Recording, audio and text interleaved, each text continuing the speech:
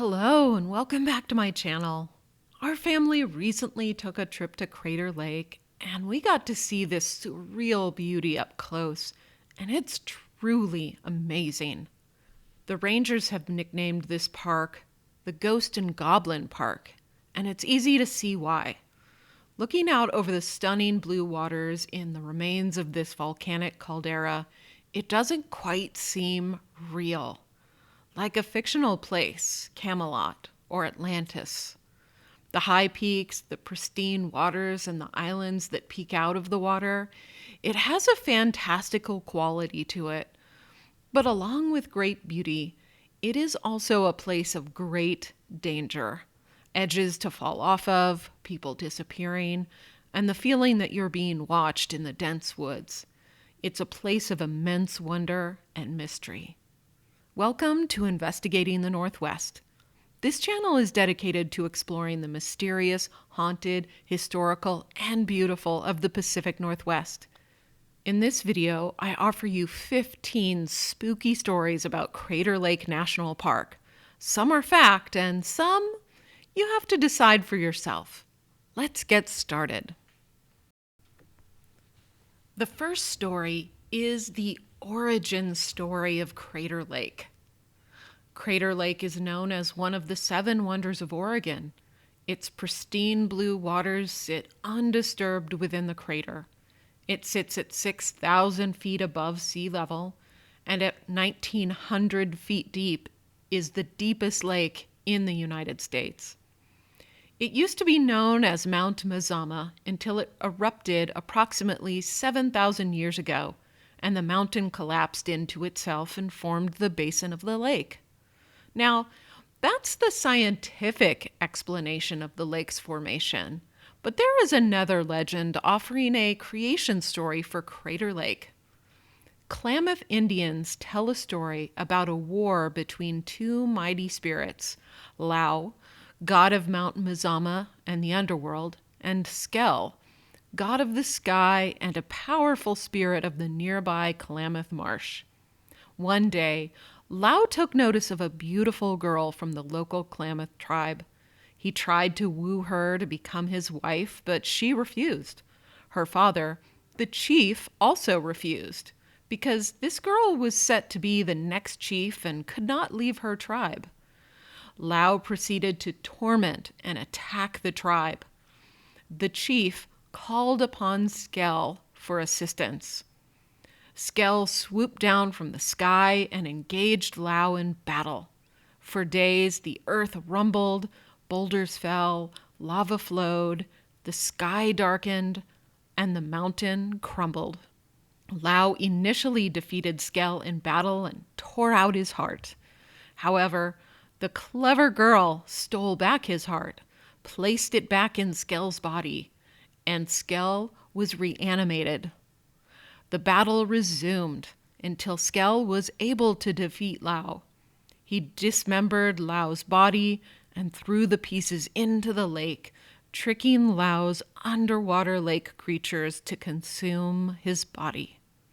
When Skell threw in Lau's head, the creatures knew they'd been tricked and refused to eat the head, which eventually turned into Wizard Island.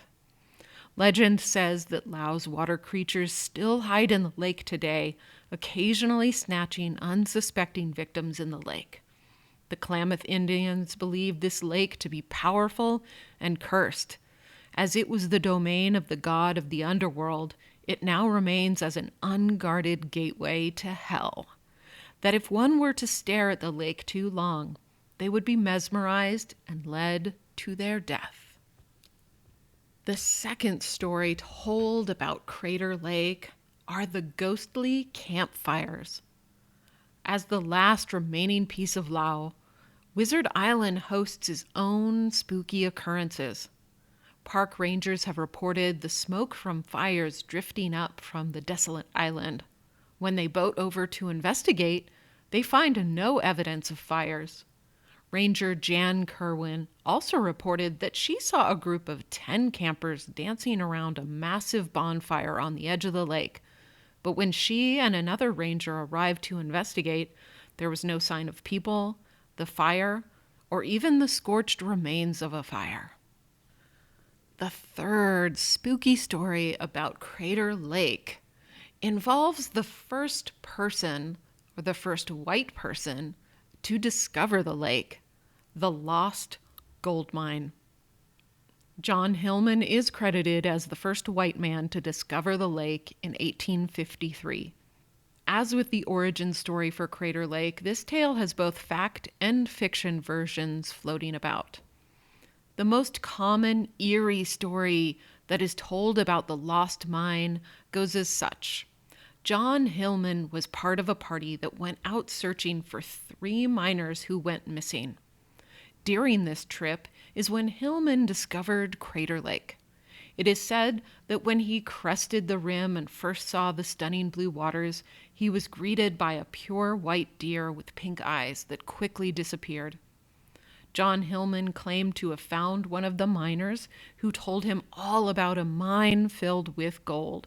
As Hillman was leading the searchers to the mine, his horse was spooked, and he and the horse fell to their death, taking with them the location of the lost miner and the lost mine of gold. This tale is fiction. One of the most valuable resources I found while researching Crater Lake was a book by the Smith brothers. These brothers were both Crater Lake park rangers. They were both fascinated with collecting the stories of the park. They documented the history of the park by collecting oral history via interviews, collecting newspaper articles, and compiling the monthly ranger logs to create this book called Smith Brothers Chronological History of Crater Lake National Park. They interviewed people, studied written documentation, and compiled a year-by-year accounting of the events in Crater Lake National Park. Per this source, and a couple of other sources, in actuality, a man named Isaac Skeeters had overheard a drunken miner bragging about a mine overflowing with gold. The man even went so far as to describe how to get there and relevant landmarks. Skeeters recruited several men, including John Hillman, to go out in search of this mine. It was actually Skeeters who encountered the white deer and not at the lake itself. A team of Oregonians and a team of Californians were separately searching for the mine. In the end, yes, Hillman did discover Crater Lake. However, no lost miners were found. They all ran out of food, and rather than starve, aborted the mission and went home. John Hillman lived to a ripe old age of 83 and died in 1915. The fourth really interesting story about Crater Lake involves the old man in the lake. The old man is one of the longest held mysteries at Crater Lake. It's a 35-foot hemlock tree that floats vertically around the lake. That's right, it doesn't float horizontally on the surface of the lake, it floats vertically. This tree has been dubbed the Old Man of the Lake and has been floating around Crater Lake for at least 120 years. It was first sighted by a geologist, Joseph S. Diller, in 1902. What can be seen is the topmost 4 feet of the tree that rises above the surface. Legend says that the tree has an intelligence and does not like to be bound. A group of researchers tied the tree to the shore, and the response was a massive storm that only ceased when they released the tree from its bindings. When I was at Crater Lake, I searched all day long for a sighting of the old man, but a 4-foot piece of log is hard to spot in over 21 square miles of lake. The fifth spooky legend about Crater Lake is that the Crater Lake Lodge is haunted. Last week, I posted a video about the supposedly haunted Crater Lake Lodge. The lodge is over 100 years old and sits atop the crater edge in Rim Village. It provides guests with some of the most amazing views of the lake. It has been said to be haunted by a menacing presence disturbing people's sleep, a girl who roams the guest room halls, and a Chinese man who haunts the elevator. If you'd like to watch the video discussing the history of the lodge and any evidence to back up these ghostly legends, I'll post a link to that video in the description box below. The research into the lodge itself inspired this video. As I dug into the history and events associated with the lodge, I ran across all of these interesting, spooky, and mysterious stories that occurred in the park itself. So I was excited to tell you all about these amazing tales of Crater Lake National Park. The sixth spooky story about Crater Lake is its lake monster. Supposedly, in May of 2002, a story was featured in the Fort Myers News-Star newspaper in the state of Georgia. A Mrs. Maddie Hatcher reported that she and friends were boating on the lake. When she looked over into the water, she saw something she couldn't explain. She said, quote, "That thing must have been a block long. To me, it looked like a dragon," unquote. They quickly rowed to the shore and got out.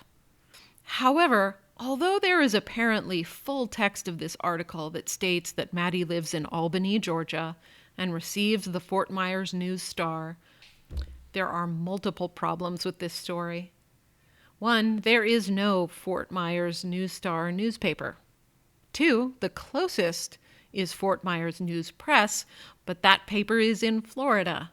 A Maddie Hatcher definitely lived in Albany, Georgia, but probably wouldn't regularly be receiving a Florida newspaper.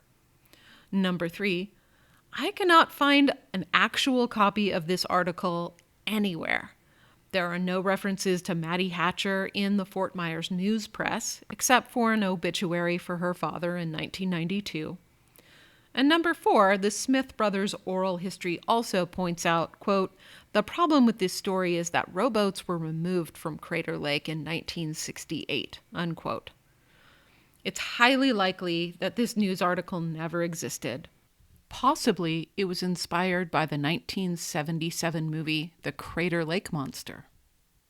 However, Klamath Indian legend does describe a giant crawfish said to be one of Lao's ancient creatures that will occasionally pluck people from the lake.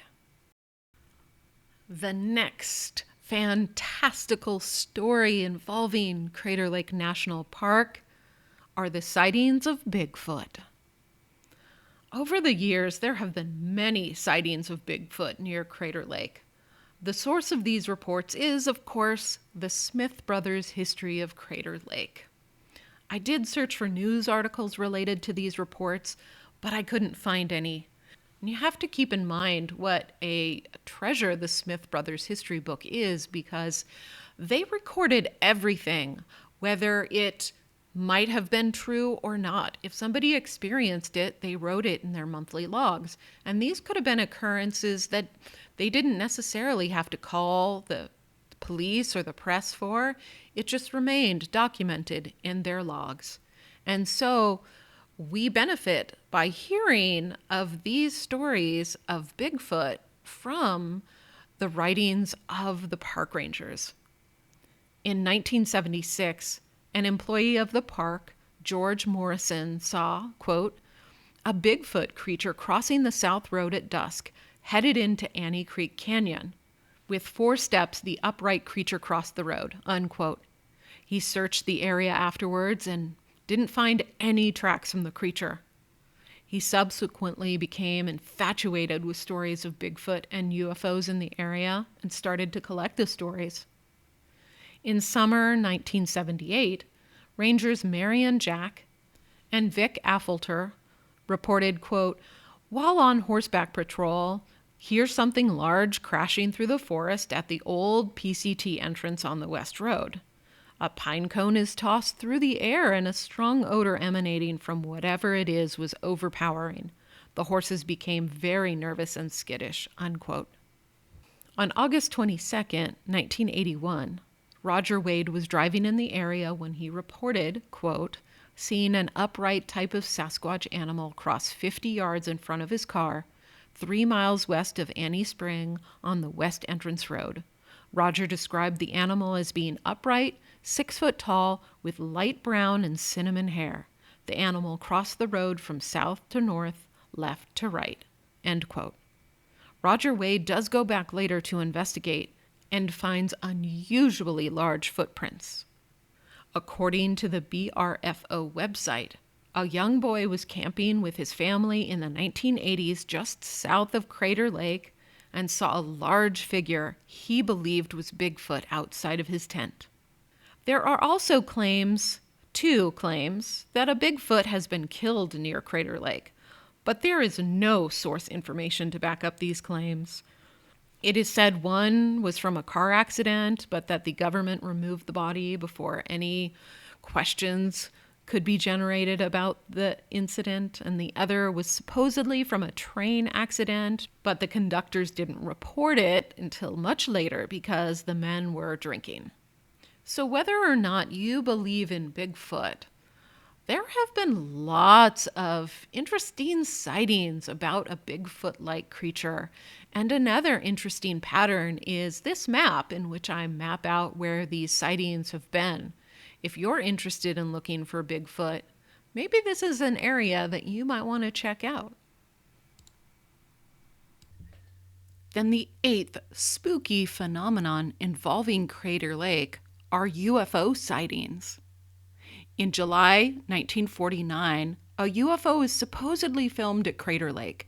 However, there's no source information or documentation, so I can't verify the authenticity of this footage, but I offer it to you to see for yourself. Per the Smith Brothers book, in the early 1970s, the lodge manager saw a round object with no visible wings and making no sound fly across the lake from rim to rim. In July 1979, there were multiple reports from all over the state. Some described this object as a mysterious, fiery object, and others described it as a brilliant, fragmented greenish light. One FAA employee said they tracked an object on radar that evening until it disappeared near the Crater Lake area, but the FAA later refuted that claim. In February 1997, a Medford, Oregon pilot reported seeing 3 strange lights over Crater Lake. Soon after, he saw military planes take off in pursuit after the lights. And just after that, a sonic boom cracked through the air and shook the windows all over the surrounding area. And finally, a recent case. In October 2017, radar detected a fast-moving object speeding north in Northern California. It speeds north over Crater Lake and even further north towards Portland. Sometimes it disappears from radar, but nearby flight crews report visibly seeing it from their planes. In Portland, F-15s were deployed to try to catch up with the mysterious craft. They lost track of it over Washington state. FAA recordings have been released that document this entire event, and I'll post the link to the website in the description box below. The ninth very sad and spooky story about Crater Lake are all of the accidental falling deaths that occur on an annual basis. As I was researching the stories for this video and the video on the Crater Lake Lodge, I literally lost count of the number of reports of accidental falling deaths. During my visit to Crater Lake, it was apparent how very dangerous the place could be. The hike up to Garfield Peak had several places where someone could easily fall to their death. All of the viewpoints and climbing areas have dangerous drop-offs. The Sinnott Memorial Overlook has no glass in the massive window looking out over the lake. While we were there, we saw multiple people standing on top of the safety fences to take pictures, or worse, just climbing over the fences to get closer to the edge to take better pictures. It made me incredibly nervous. I was surrounded by so many potential Darwin Awards. It is dangerous, and multiple people die every year due to accidental falling. The 10th spooky story about Crater Lake is an auto crash into the lake in 1933. Doris Sparks and Andrea Mardelle were cosmeticians taking a road trip from Spokane, Washington to Klamath Falls, Oregon, when they went missing around November 12, 1933. Doris's fiancé was supposed to meet the women in Klamath Falls on November 12th, and they never arrived. There was an extensive manhunt for the two women following their known whereabouts south through Bend and Crescent, Oregon, when any trace of them ceases. Around April 13th, 1934, their car was located by the edge of the lake. Apparently, they had driven off the main highway to take a detour near the lake. They bypassed a large warning sign in the middle of the road stating that the road was closed due to snow. They drove further into the park, and when they attempted to turn their car around, the car then fell 125 feet to crash at the edge of the lake. The 11th very mysterious set of stories about Crater Lake involve all the plane crashes in and around the lake. The first three of these stories were found in the Smith Brothers book. In spring 1944, two Grumman torpedo planes were flying near Mount Scott to the east of Crater Lake. When they were over the lake, one pilot looked away, and when he looked back, the other pilot and his plane were just gone. He didn't actually see the plane crash into the lake, but they never located the plane or the crash. And Crater Lake is deep enough that if something crashes into it, it will never be retrieved. In December of 1945, a 1945 F-6F Hellcat fighter plane crashed near Crater Lake. A group of 7 planes were flying together and entered some clouds, and when they exited the clouds, one of the planes was missing. The crash site was located in 1946, but the remains of the pilot were not discovered until a park ranger came across a skull in 1970. The pilot was Ensign Frank Lupo. August 26, 1961, Bill Boardman's F-8 Crusader fighter jet suddenly lost fuel as he was flying from San Diego to Washington State. This required Bill to parachute into Crater Lake while his plane soon crashed into nearby Timber Crater. Bill's partner flew around the lake to keep an eye on him and try to alert somebody on the ground of trouble. But Bill's parachute was sighted by 2 park employees who boated out to recover him. February 27, 1975, a flight instructor and 2 young students were flying from Salem to Klamath Falls, Oregon, when it was lost in a blizzard near Crater Lake. On board were instructor Dave Nunn and his students Jim Pryor and Matt Perkins, 2 teenage students. Despite extensive searches, the plane wreckage and its occupants weren't located until 7 years later when a hiker found the crash site in 1982. David's wife Jean had this to report about the evening of the crash. Quote, Jean, feeling a little chilled, went to bed early that night. She woke up early, too, very early. I woke up at 9:30 p.m. with the sensation of a hand on my leg, she recalled in a 2007 interview with Lee Beach of the Klamath Falls Herald and News. I looked at the clock, and I knew. I called the airport and told them the plane had gone down at 9:20, and he had died at 9:30.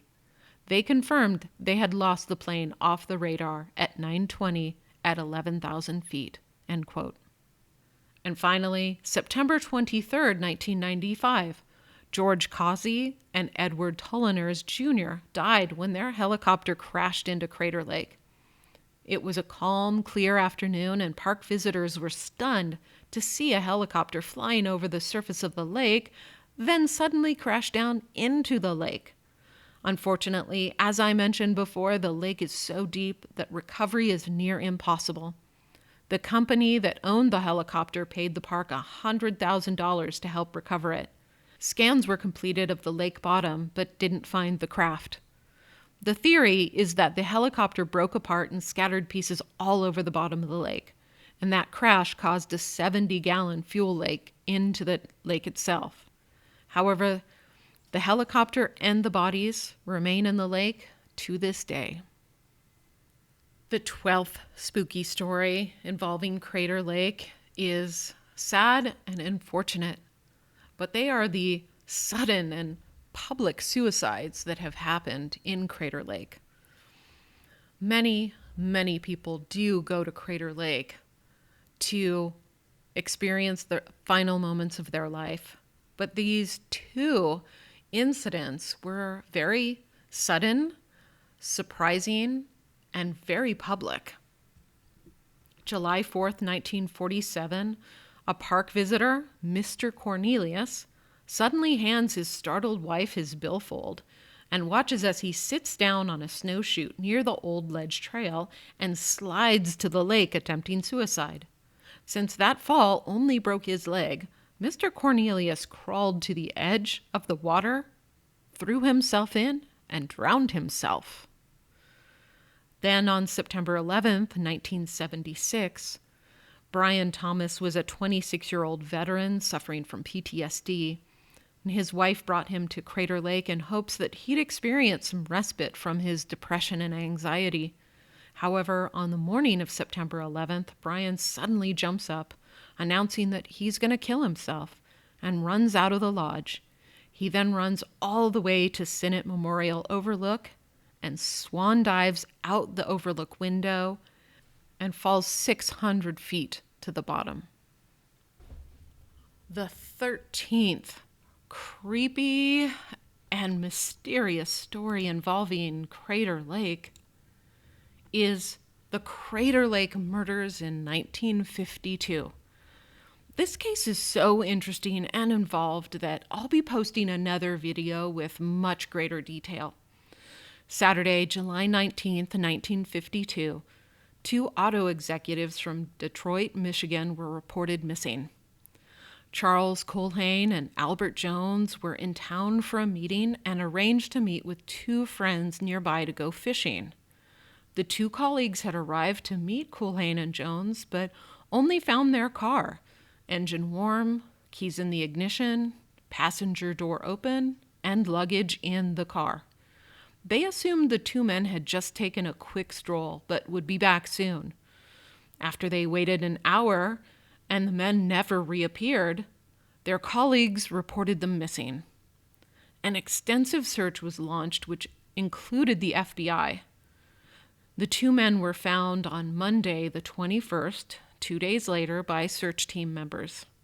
Each man had been beaten, shot in the head, gagged with his own necktie, and their shoes removed.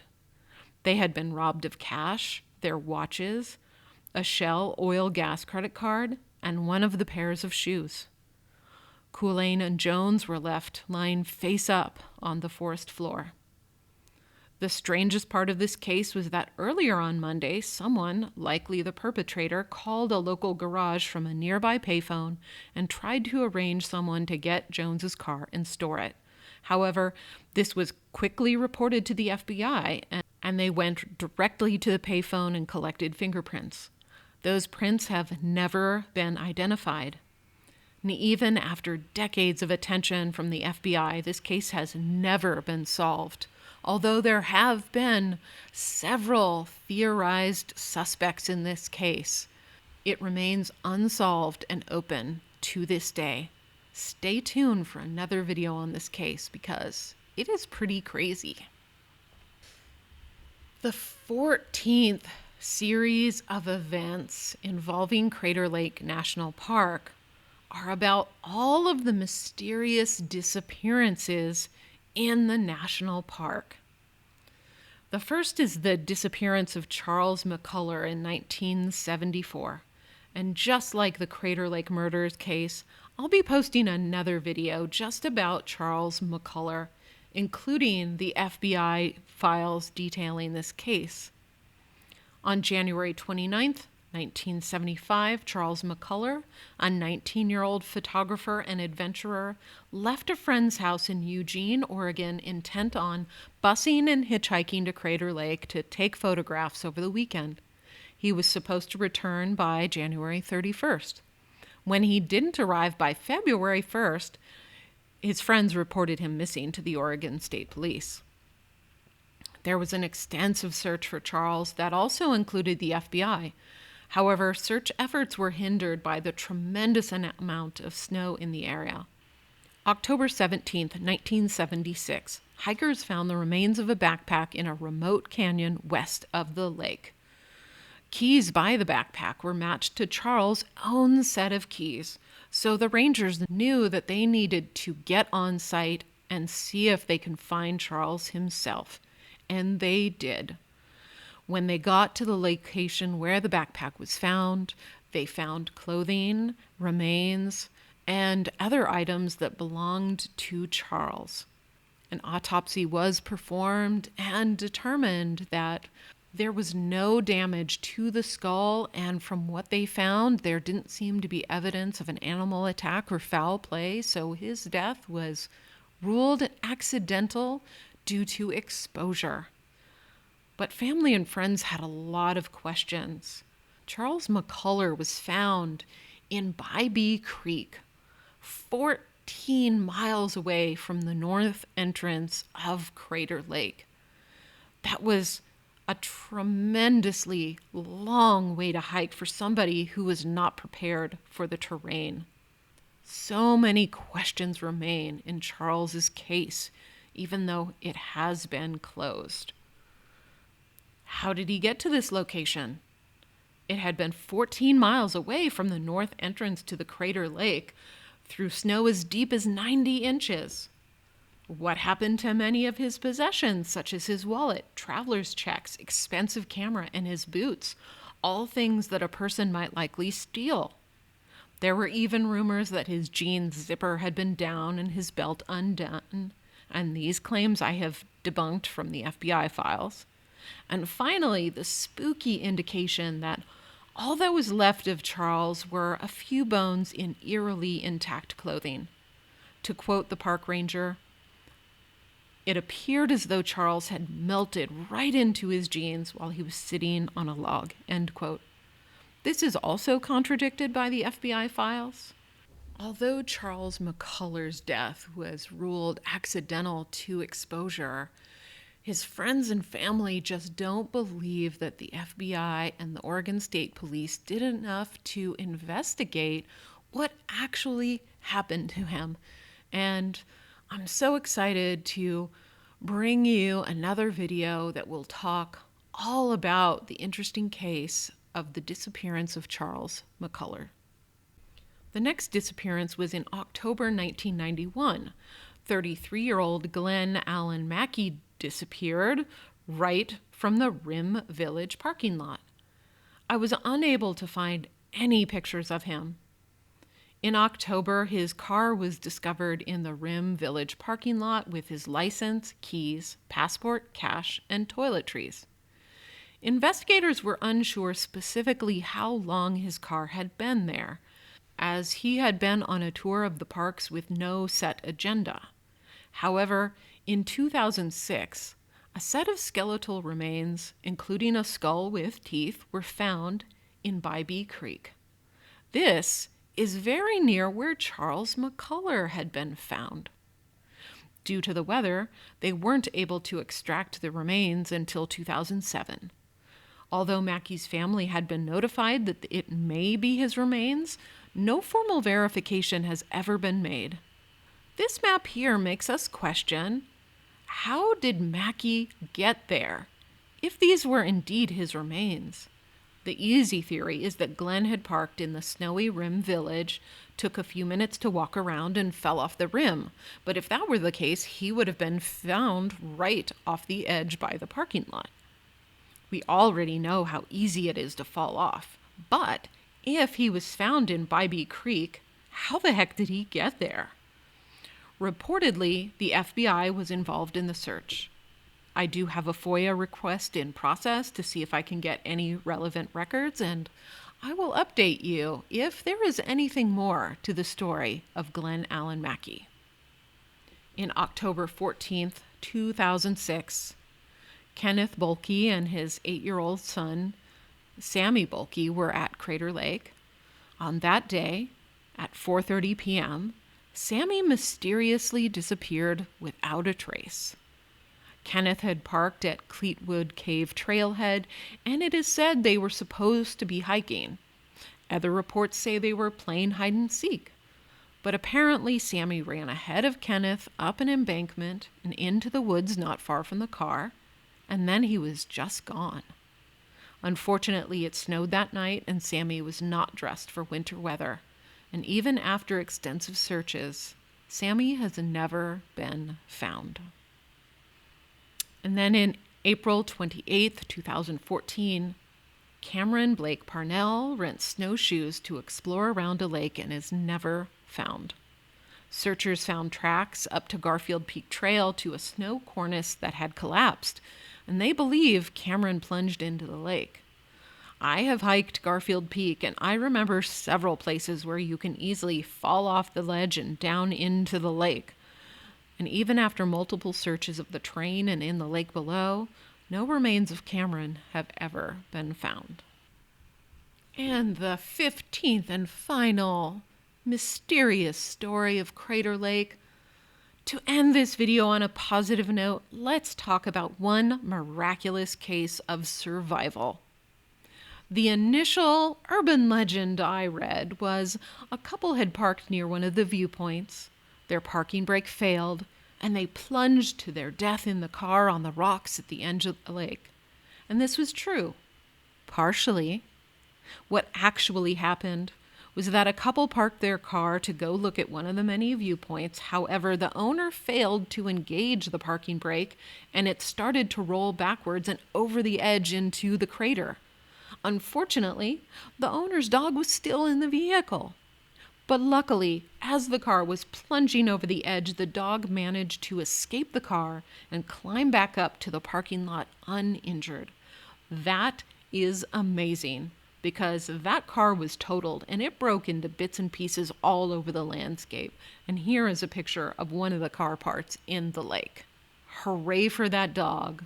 What a monumental escape and survival story. Thank you so much for joining me to learn about all the mysteries of Crater Lake. And don't forget, if you're interested in learning about the mysteries of the Pacific Northwest, of exploring fascinating locations and discovering local legends, please do subscribe to this channel and hit the notification bell to receive an email whenever a new video is released. Thank you.